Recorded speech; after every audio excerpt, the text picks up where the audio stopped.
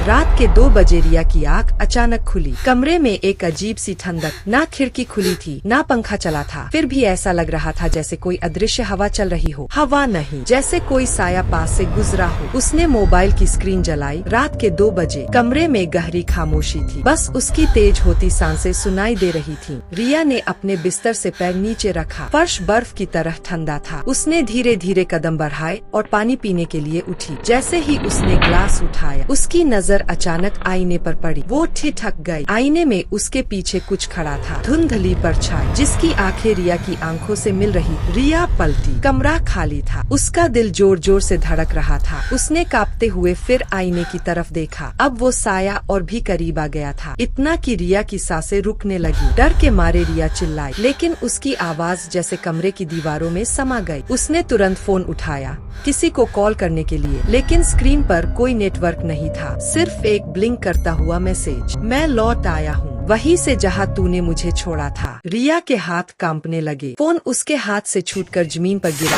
और slow motion में टूटा। धीरे धीरे कमरे की बत्तियां एक एक कर फड़कने लगी। दीवारों से फुसफुसाहटें आने लगी, जैसे कोई पुरानी चीखें बार बार दोहरा रहा हो। वो भागकर आईने से दूर जाना चाहती थी, पर उसके पैर जैसे जमीन में जड़ हो गए। आईना अब धुंध से भर गया था। रिया डर से दीवार के पास बैठ गई। उसका बदन कांप रहा था। अचानक बिस्तर के नीचे से खड़खड़ाने की आवाज आई। उसने झुककर देखा। एक छोटा सा म्यूजिक बॉक्स अपने आप घूम रहा था और उसमें से वही पुरानी धुन बज रही जो उसकी बचपन में खोई हुई गुड़िया बजाया करती। रिया कांपती हुई धीरे धीरे पीछे हटने लगी और तभी आईने से एक नीला सड़ा हुआ हाथ बाहर निकला, रिया की गर्दन की तरफ बढ़ता हुआ। रिया की आंखें फटी की फटी रह गईं और फिर सब कुछ अंधेरा हो गया।